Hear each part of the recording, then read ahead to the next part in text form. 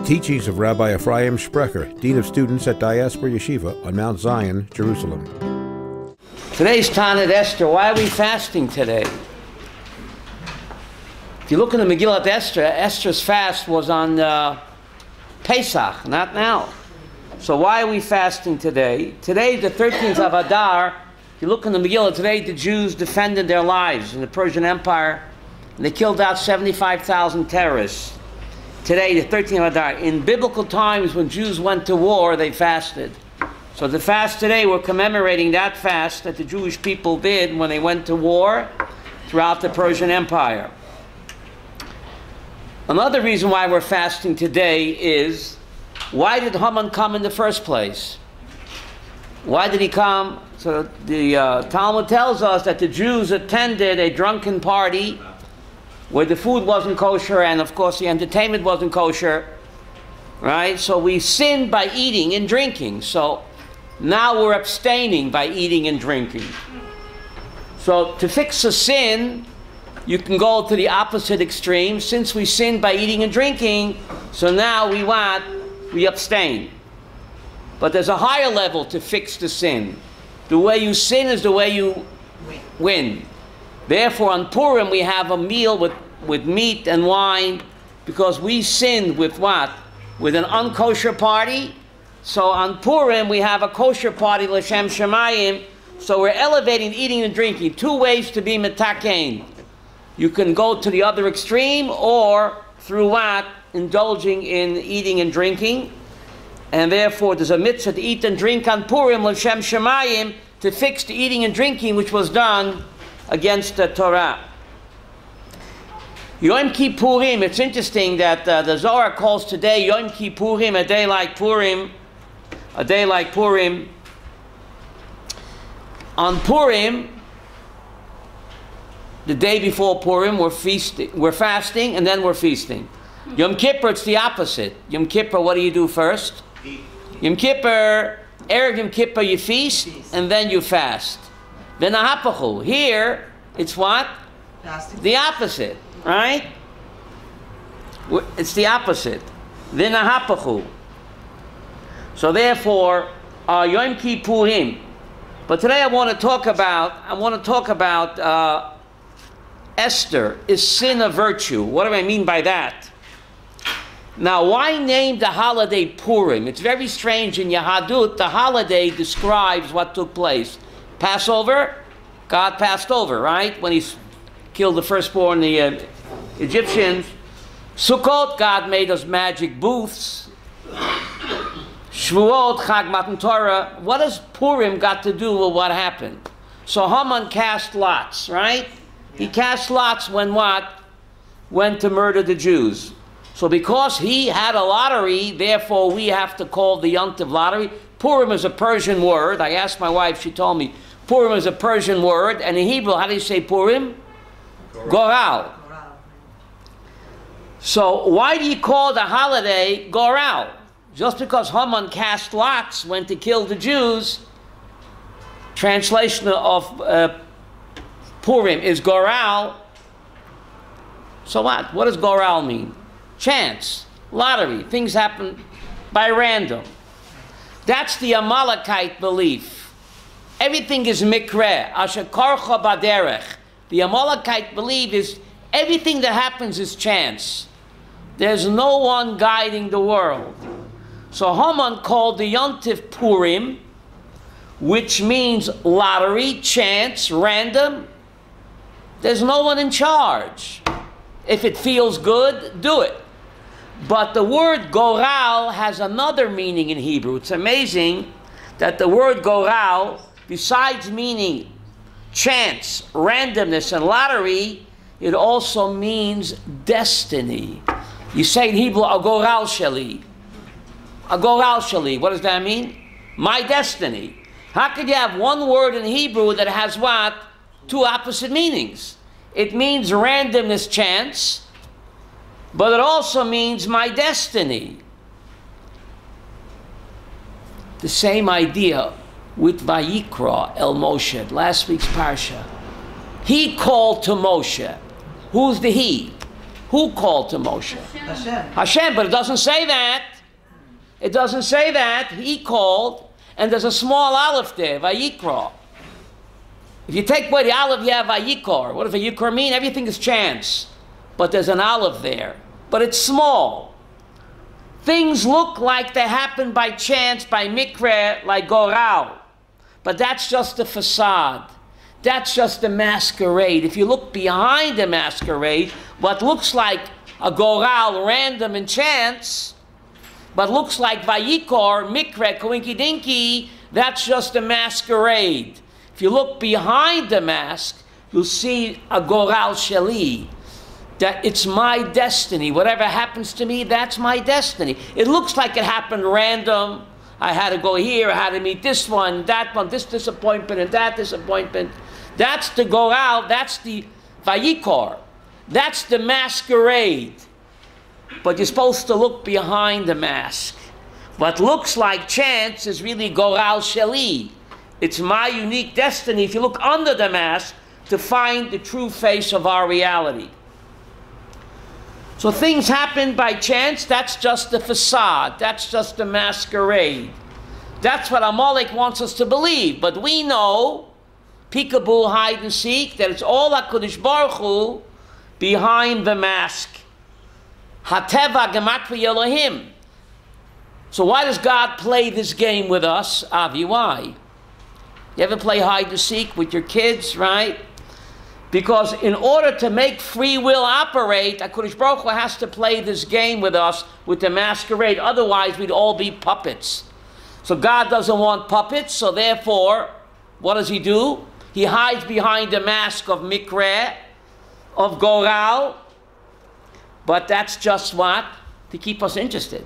Not to be fooled, to exercise our free will, to recognize that what looks like Goral chance is actually Goral Shali. And what looks like Vayikor is actually Vayikra. But there's a small olive there. He's calling. God is always calling. But a lot of times we're not aware, right? It just passes us by because we're fooled, Elisheva, by the mask. Purim reminds us, peekaboo, look behind the mask. That HaKadosh Baruch Hu is in charge. Whatever happens to us, it's all HaKadosh Baruch Hu. That's the message of Purim. It's just amazing. 3 years after the Holocaust, a third of our people were slaughtered, destroyed. We come back to build this wonderful country. We are the 7th most powerful nation on the face of the earth. Can you believe that? Tiny little Israel, smaller than New Jersey, is ranked the 7th most powerful nation on the face of the earth. And all the wars, the 48 war, the 56 war, the 67 war, the Yom Kippur war, we all won it. Why? Is it Mikra? Is it Goral? We had better weapons, better motivation. Smart? It's Mikra. It's my Goral.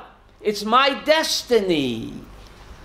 It looks like a Mikra. People will say, well, you're better motivated, you have better fighter planes, you have more brains, but that's just the Goral, the randomness. But the Goral Sheli, that's my unique destiny. It's HaKadosh Baruch Hu behind the Purim mask.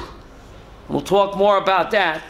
But if you take a look at your sheets, on side number 1, we're talking about Esther. Esther, the sin, the virtue of imperfection. What do I mean by that? Esther was married to Mordechai, according to the Talmud, living in sin with Achashverosh. It's a terrible sin to commit adultery. And therefore she said, Eli, Eli, lama azaftani. My God, why have you abandoned me? Couldn't you find another way to save the Jewish people? But this is the mystery of Esther, the galot at the Hester, married to Mordechai and had to live with the king. It was a terrible sin, and yet she had to do it in order to what? To save the Jewish people. So the Kabbalistic terms, Esther had to go underground to mine and retrieve the sparks of Kedusha that are buried beneath the Tumah.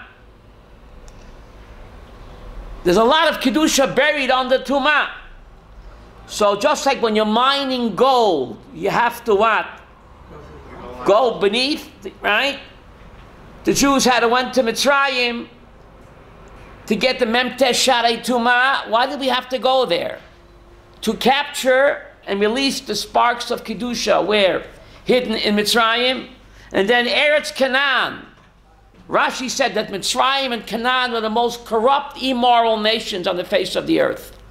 So the Jews came from Mitzrayim, the most corrupt, immoral nation, and wound up in Canaan, the most corrupt, immoral nation. What's the game plan? So the Kabbalists say, to release the sparks of Kedusha buried under all that Tumah. It's a dangerous mission, right? The mitzvot of Kedusha. But this is what Esther had to do. This is what Esther had to do in order to what? To save the Jewish people. Now, is there precedent in Jewish history? If you take a look at side number 1, source number 1. Speaking about Moshe Rabbeinu. Moshe Rabbeinu married Zipporah. In source number 1, in Pasuk Gimel. And he had 2 sons with her. Shema Echad Gershom, because he said, I'm a stranger in a strange land. The Shema Echad Eliezer Kilei Ovi Be'ezri. Now, isn't it strange that he doesn't mention God's name by the birth of the first son? Source number 1, Pasuk Gimel, Shema Echad Gershom, and then in Pasuk Dalet, the Shema Echad Eliezer. God help me. Why don't you mention God's name by the first son? And it says Pasuk Gimel Shema Echad, and Pasuk Dalet it should have said the Shema Sheni. Ask any Ulpan teacher. What's Shema Echad, the Shema Echad? So there's a strange midrash, Targum Yonason, that Moshe Rabbeinu actually made a deal with Yisro. Bizarre as it sounds, Moshe wanted to marry Zipporah. And Yisro said, if you want to marry my daughter, let's make a deal. The firstborn son will belong to me. He'll be a choir boy in the Vatican, altar boy. The Shema Echad, Eliezer. And the other son will be what for you? And Moshe made that deal. He agreed, for whatever reason, that his firstborn son, Gershom, therefore Gershom doesn't have God's name in it. Gershom, a stranger there. V'shema echad, one for you and one for me. Moshe Rabbeinu makes such a deal. It was a mistake. He panicked. He figured that Yisrael would hand him over to the authorities. Whatever it is, he made this deal.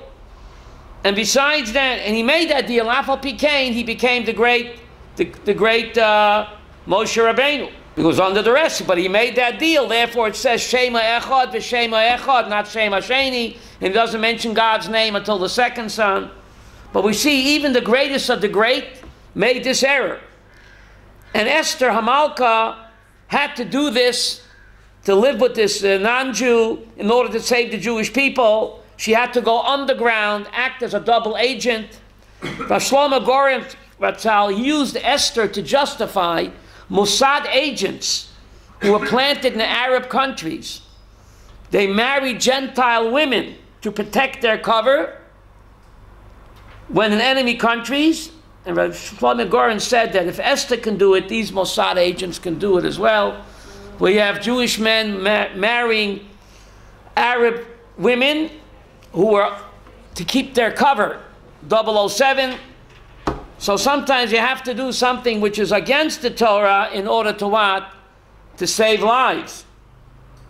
But this idea goes so far that sometimes in order to keep the Torah, you have to break the Torah. It's a dangerous concept, but Rav Soloveitchik tells us it's God's will that we don't achieve without failure.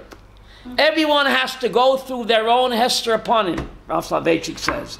We do not achieve without failure, without Hester upon him. He says the Messer of Esther, Ma Messer shel Esther.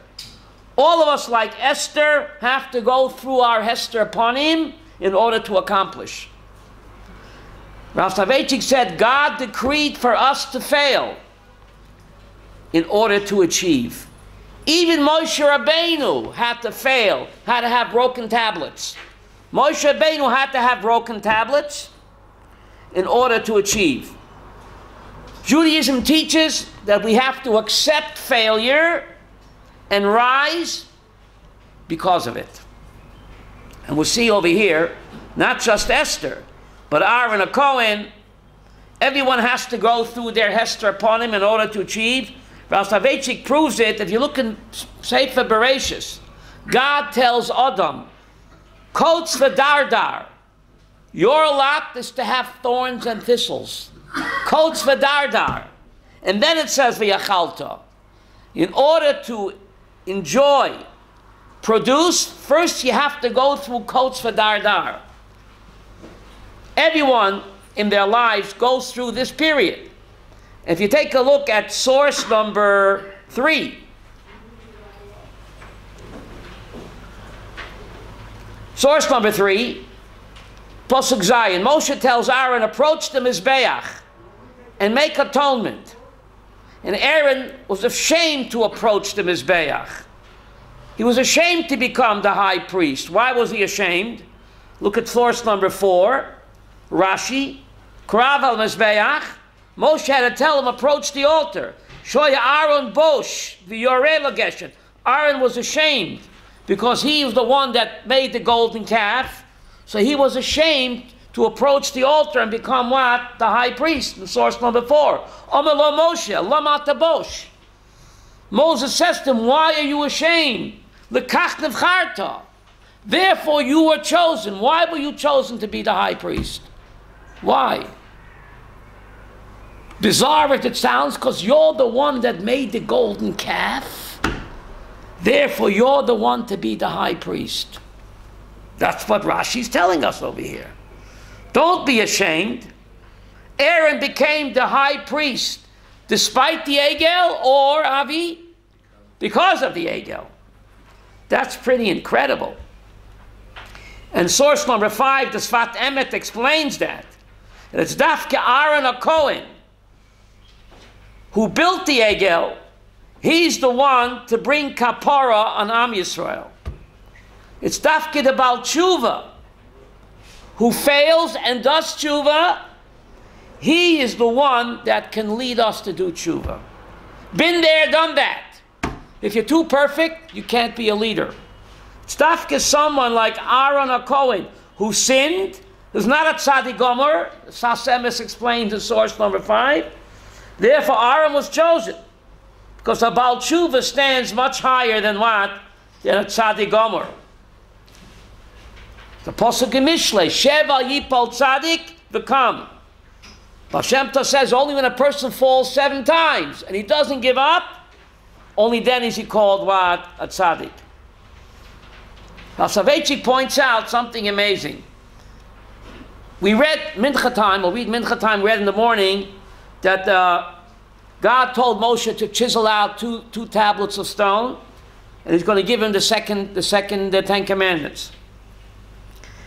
In the first 10 commandments, it doesn't say the words Laman Yitavlach.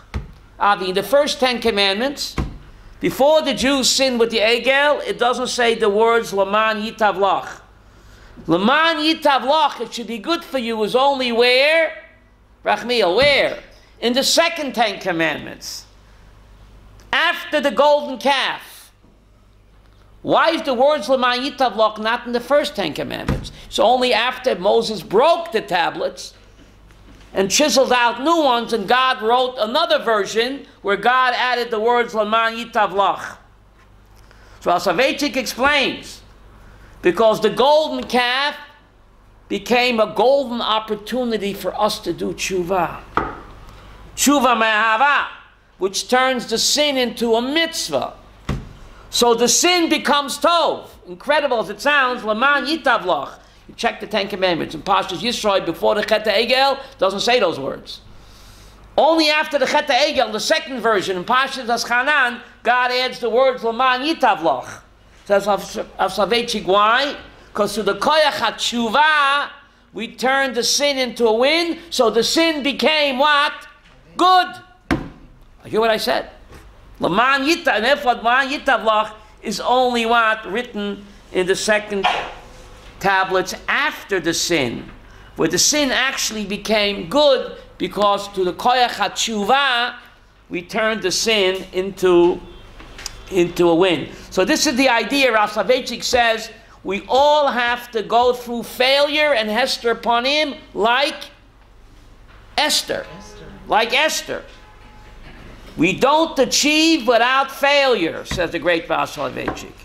We have to fail. Moshe had to break the tablets.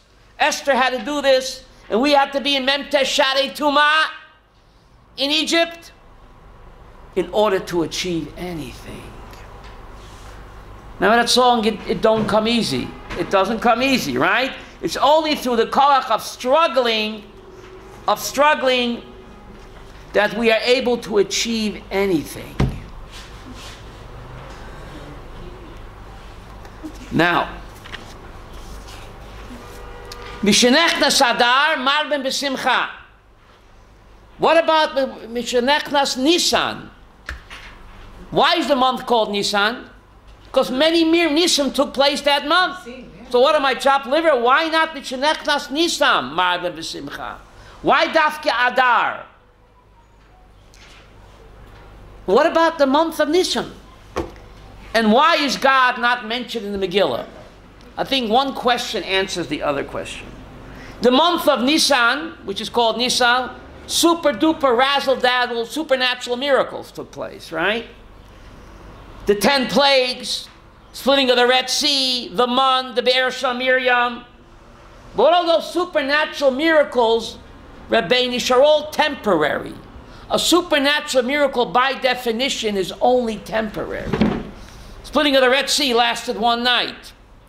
The plagues lasted 7 days or less. Even the great miracle of the Mun only lasted what? 40 years. So all supernatural miracles don't last, they're temporary. Mishenechnas Adar Marben B'Simcha.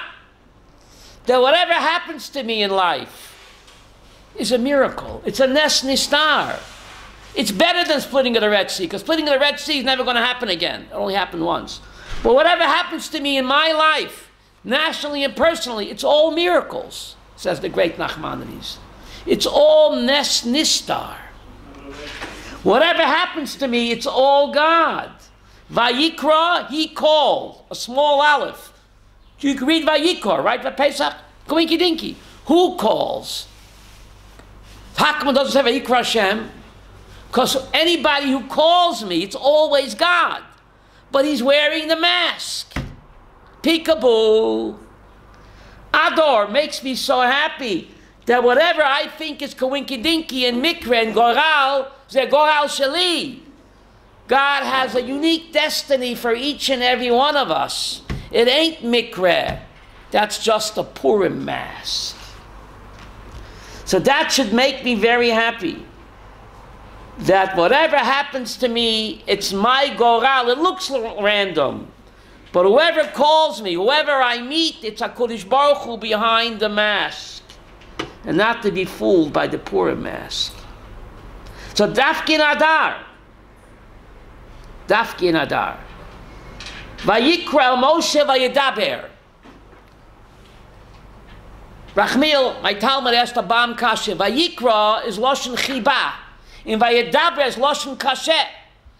So Rachmiel asked a good Kashe.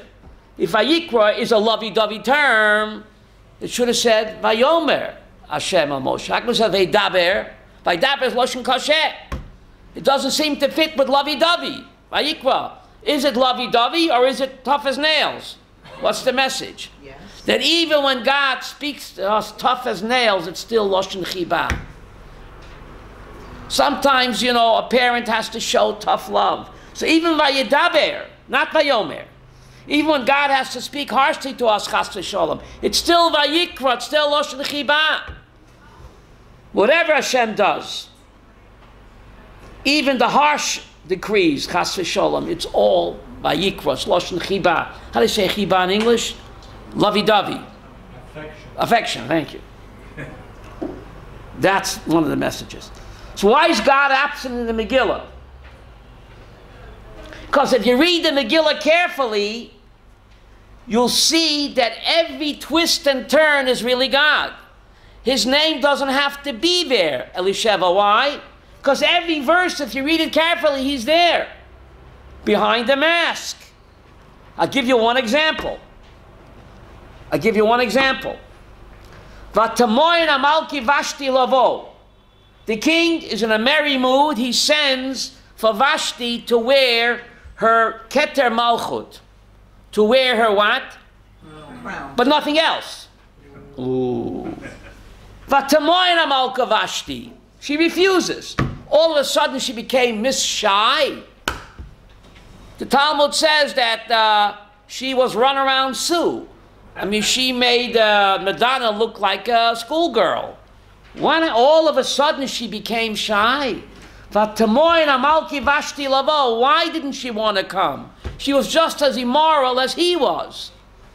Bidvar HaMelech. The Megillah says Bidvar HaMelech. So if you push it, she didn't want to come as the king told her to come. It doesn't make any sense. Why didn't she want to come? So having a bad hair day. All of a sudden she became modest. Bidvar HaMelech. Bidvar HaMelech. The word of the king. Who's the king? Kodesh Baruch Hu. It looked like she's having a bad hair day, but that's all Bidvar HaMelech. She didn't want to come to the what? Hashem put that bee in a bonnet. It looked like a coinky dinky. She was having a bad hair day. She had a rash, whatever. She had a growth. It looks like a coincidence, but it's all Bidvar HaMelech, the King of Kings. That's a greater miracle in the splitting of the Red Sea, because that happens all the time, on and on. Bidvar HaMelech is always behind the scenes, pulling the strings. Not splitting of the Red Sea one night, or 40 years. Bidvar HaMelech, whatever happens to us. And even the Hester Ponim, says the Maral, the very act of Hester Ponim is part of the process of Geula. The darkest hour is right before dawn. Ayelet HaShachar. The Psalm, Ayelet HaShachar, is about whom? Esther. Pesach, Esther, right? Ayelet HaShachar. Shachar means dawn. But Shachar is the same root as the word Shachor. Black is black. The blackest hour is right before dawn. So Vinagon says if that's true in the physical world, it's true in the spiritual world as well. The darkest hour is right before dawn. Ayelet HaShachar.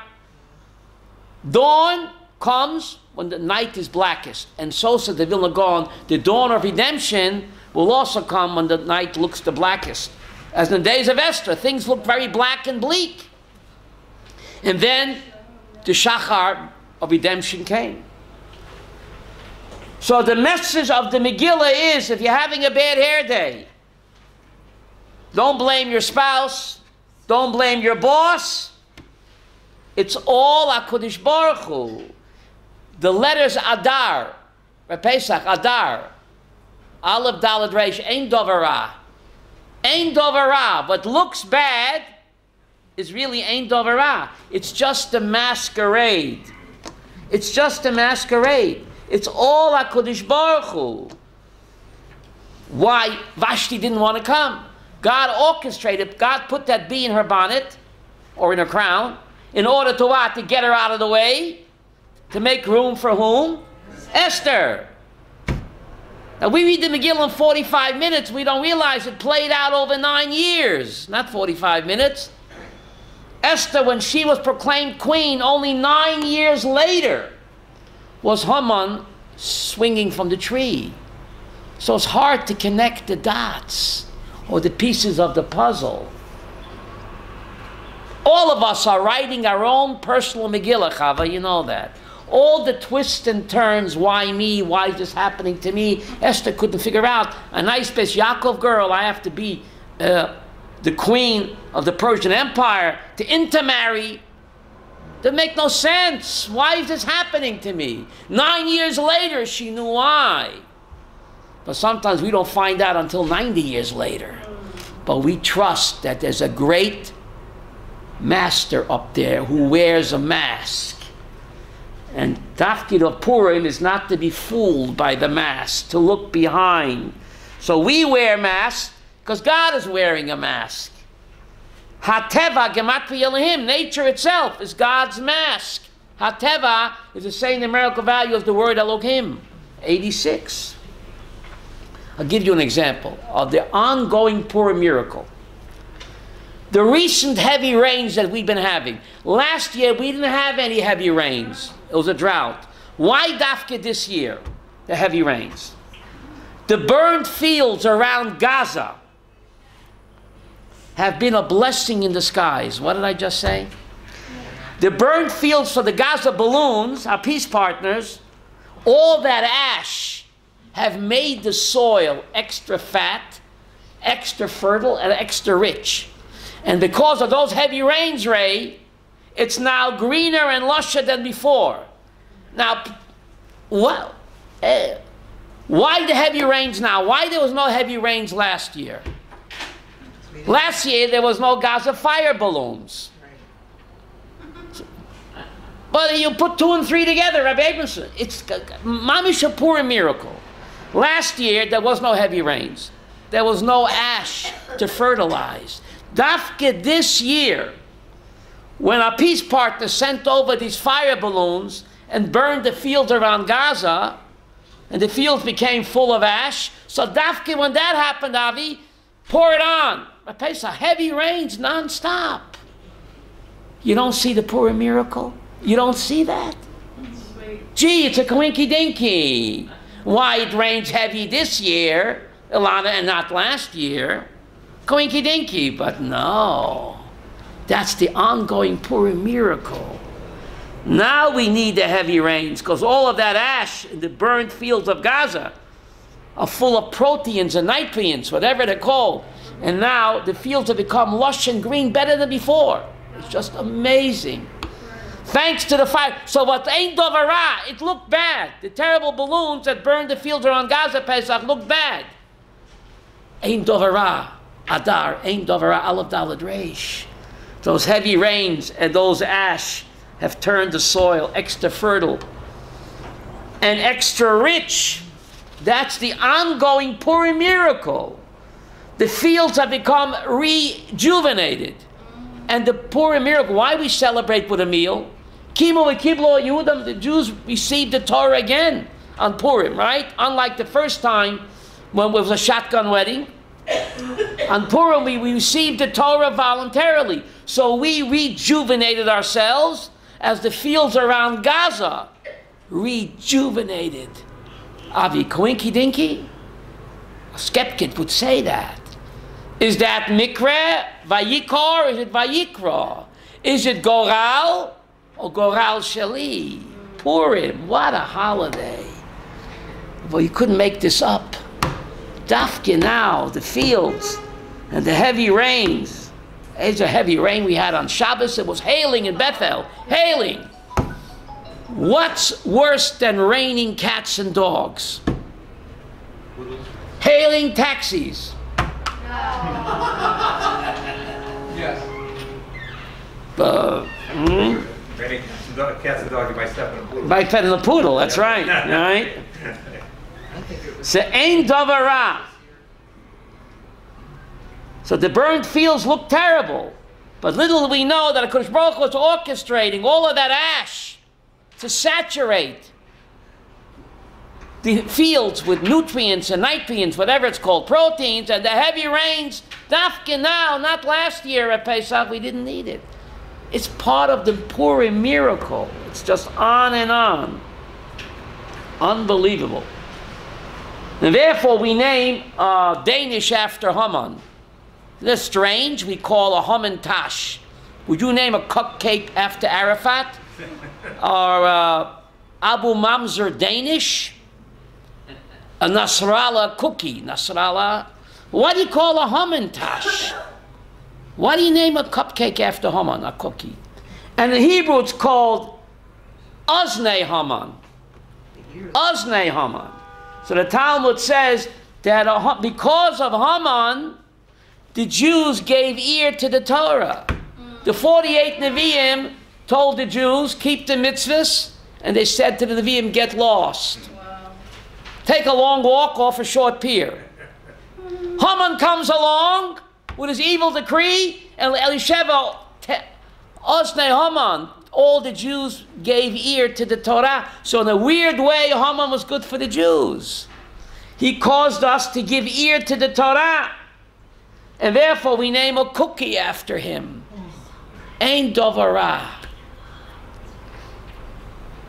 That's pretty incredible.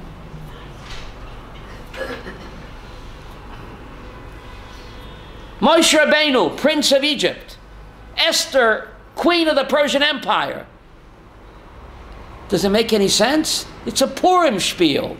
Moshe Rabbeinu, the greatest prophet who ever lived, has to grow up as the Prince of Egypt, and the Tzaddik, the prophetess Esther, has to become Queen of the Persian Empire. It's all a Purim spiel. Elisheva, all of life is a Purim spiel. Are you getting this? You have to know how to laugh. It's all part of the game. Hashem has a sense of humor. 1 minute. 24 books in Tanakh. Reb Pesach. What's the last book in Tanakh? Achron Chaviv. What? Megillat Esther is the last book in Tanakh. Even though Chronicles is placed last, but chronologically, Megillat Esther is the last book in Tanakh. And it's named after a woman. Because women always get the last word. Elisheva, women always get the last word. So the last book in Tanakh, is not a joke, Alana, is named after a woman, because Achron Chaviv, and women get the last word. That's pretty incredible. Now Rav Kook has something amazing over here. How Haman was not just good for the Jews, but Rav Kook says that the Iker Poelas Yisrael Akol Olam B'mei Haman, where the entire world recognized that HaKadosh Baruch Hu doesn't abandon Klal Yisrael, not even in Galut. And the Megillah says, V'Rabbi miyamei oretz misyahadim, many peoples on the face of the earth became Jewish. Rav Kook says the purpose of Haman was to attract Gerim to Klal Yisrael. The Umas HaOlam saw this great miracle. What happened? V'nahapachu. Mordechai and Esther, all of a sudden, villain to hero, hero to villain. V'nahapachu. So even the Gentiles recognized the Yad Hashem, and Rav Kook says that because of Haman, many, many non-Jews became Gerim. V'Rabbi miyamei oretz misyahadim. So in a strange way, Haman was responsible for what? Attracting many converts to Judaism in a bizarre way. Now, ma nishtana Megillat Esther mishar ha-Megillot. For Pesach, there are 5 Megillot. You know that? Ma nishtana Megillat Esther. We read Megillat Shir HaShirim when? Pesach once. We read Megillat Ruth on Shavuos how many times? Once. We read Koheles on Sukkot once. Ma nishtana Megillat Esther, once is not enough. But Pesach, why you got to read twice for? The only Megillah you read twice. You got to read it at night, sleep on it, read it again. What seems to be a mikra, what seems to be a Purim, a Goral, random, is actually what? A Goral Shali. Once is not enough. You won't understand it. Got to reread it. That what looks like a Goral is Goral Shali. It looks like a Purim. Got to read it again and connect the dots. That all of us are writing our own personal Megillah. And sometimes it's hard to put the pieces of the puzzle together. As we said, the Megillah played out over 9 years. Till Esther won the beauty contest 9 years later. Only then was Haman swinging from his tree. So therefore once is not enough. You can't read the Megillah once. You got to read it 2 times until it what? Until it sinks in. Until it sinks in. Once is not enough. Esther min ha-Torah minayin. The Gemara in Chulin asks, where's Esther found in the Torah? Which is hard to, because the Torah was given 9 centuries before. V'anochi astir ponai. God says, I will hide my face. The word Esther Esther's real name was Hadassah. So why don't you call it Megillat Hadassah? Hadassah Hospital, named after her. Right. Oh, she's named after the hospital? But because, Why Megillat Esther, Megillat Hadassah? because Esther means hidden. Legalot et Hester. Megillat Esther means legalot et Hester.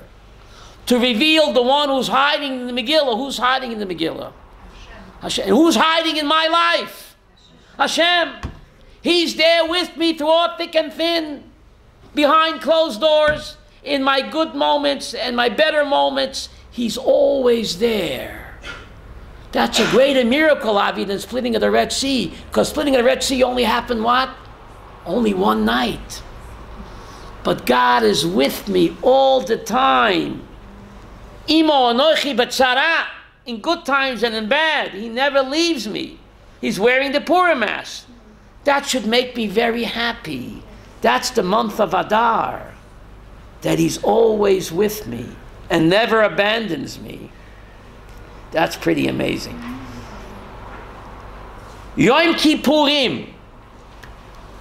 Zohar says Purim is a Yom Kippurim. A day like what? Like Purim. It never says Yom Kippur. That's Yiddish. It always says, Yolanda, Yom Kippurim. Literally a day like Purim. Take the entire Torah, the Day of Atonement is never called Yom Kippur, Yiddish. Yom Kippurim, a day like Purim, seems to be very bizarre. They're totally opposite days, Banish. Purim means lottery goral. What's the main service on Yom Kippur outside the Holy of Holies? What was the main service, Usha? The goral. Ray, are you getting this? The high priest made a goral. The high priest made a Purim to choose which lot goes to Hashem and which goat goes to Azazel. He did it through what? A Purim. How to say Purim in Hebrew? Goral. So the main service of Yom Kippur, besides the Holy of Holies, was the goral, and that's what Purim is all about. What looks like a random, that even which goat came up which way, it's also controlled by God. Everything.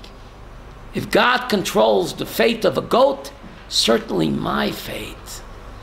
So that connects Yom Kippur to Yom Kippurim. But it goes much deeper than that. The Zohar points out striking parallels between Esther's approach to Achashverosh and the Kohen Gadol's service on Yom Kippur. The one hand, you have the fasting Queen Esther, dressed in special garments, entering the king's inner chamber at the risk of her life in order to what? To plead for her people. And on the other hand, you have the Kohen Gadol also fasting. Esther was fasting too, wearing special clothes, going into the inner sanctum to plead for the life of her people at the risk to her life. The king could say, what's the other side at Pesach? The fasting Queen Esther, the fasting Kohen Gadol, also dressed in special garments, entering the inner sanctum of the Kodesh HaKadoshim to plead for his people at the risk of his life, because if he didn't have the right machshavot, he would what? He dropped dead there. That's just amazing. The parallels between Queen Esther and the high priest, both entering the inner sanctum, risking their lives to save the Jewish people. That's pretty amazing. Now, the Midrash said that at the end of time, the only holiday that we'll have is what? Purim. You understand that? For Pesach, I don't understand that. Animam emunah shalema, that the Torah that we have will never change. So how could the Midrash, it's a Midrash Mishlei. Afilu kol ha-me'adim yeh b'telim, aval yimei ha-Purim lo yevatlu. It's a Midrash Mishlei that all the festivals will become canceled, but Purim will be forever. But I don't understand that, Beinish. We have an Anima Mebuna Shalema, that the Torah that we have is what? Will never change. Don't you sing the Animamin? Yeah. In Yigdal, right? The Torah that we have will never change. So what does the Medrash mean? All the holidays are in the word. Oh, so you have to say that this Midrash is an Agada, which is an Agada. Nachmanides told us that the Talmud consists of two parts, Agada and Halacha. Only the halachic part of the Talmud has to be taken literally. The Agada part of the Talmud, like this statement, the Miyadim will be cancelled, is an Agada. It's not to be taken literally. So what does it mean? It means, as Rabbeinu said, if you analyze Purim carefully, Rav Pesach, you see that all of the Chagim and all of the Moyadim are contained where? Purim. Yom Kippurim. On Yom Kippur, we also got the Torah. We got the second tablets when? On Yom Kippur. Luchas Hashnios we got on Yom Kippur. So Yom Kippur was a day of Matan Torah, and Purim was a what? Kibul and Kibul Yehudim, the Jews got the Torah again. So there you have Yom Kippur connection. Matan Torah, second Luchas on Yom Kippur. The Jews got the Torah again on Purim, this time voluntarily, not a shotgun wedding.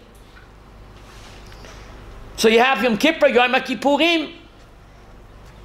Rosh Hashanah. What happened to Rosh Hashanah? God decides who will live and who will die. Didn't God decide on Purim who will live and who will die? So you have Rosh Hashanah and Yom Kippur, both what on Purim. Pesach.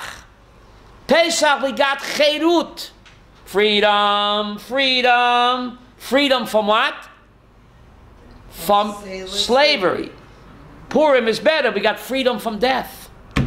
So you have an aspect of Pesach in Purim. Pesach, we got freedom from slavery. On Purim, we got freedom from death. Shavuos, Chag Matan Torah. We got the Torah again when? On Purim, better. Because Shavuos, we got the Torah, shotgun wedding. We were forced into it. God held a mountain over our heads and said, if you don't say I do, it's all over. But on Purim, we received the Torah willingly. So you have Shavuos contained where? In Purim. Sukkot. What's Sukkot? Hugged by the one above. You know, you walk into a sukkah, you're being hugged by the one above. Purim, weren't we hugged by the one above? Simchas Torah. All the reveille on Simchas Torah you have where? In Purim. In Purim. So that's what the Medrash means, that all of the Chagim are actually contained in what? In Purim. That's pretty incredible. Yom Kippurim, a day like Purim. So, if you look in the Gemara Masechta Shabbat, the reason that you make a big Suda on Purim is to celebrate Kabbalah Satorah. You finish a tractate, don't you make a party? Here we didn't finish a tractate. We accepted the Torah again willingly and lovingly. Unlike on Shavuos when it was a forced wedding, this time we did it willingly. So to celebrate Kabbalah Satorah, that's another reason why we have what? A festive meal on Purim. To celebrate Kabbalah Satorah. Yom Kippurim. A day like Purim. So the Zohar says that. It's very strange. And the Riyah Kodesh, he picks up on that. He says that what? The real test of a person's Kedusha is not how he behaves on Yom Kippur, but how he behaves on Purim. This is very important. A lot of people, if you want to test a person's true Kedusha, the Gemara says, Ein Kiddush el Mokam Suda. That's a technical term, right, Pesach? Ein Kiddush el Mokam Suda. When you're making Kiddush, you have to have a Suda there. But the Reed gives it a Kabbalistic spin. If you want to test a person's true Kedusha, it's how he behaves at the Suda. Because on Yom Kippur, you're fasting, you're davening all day, you don't interact with anybody. It's just you alone with HaKadosh Baruch Hu. You're tired, you're hungry, you don't smell so good. Even if you wanted to sin, who'd want to sin with you? Right? You didn't use Listerine that morning. Remember Listerine? And you have no koyach to sin anyway. But if you want to test someone's kedusha, says the Ari, it's how he behaves not on Yom Kippur. That's not a trick. When you're tired, exhausted, you have no strength to sin.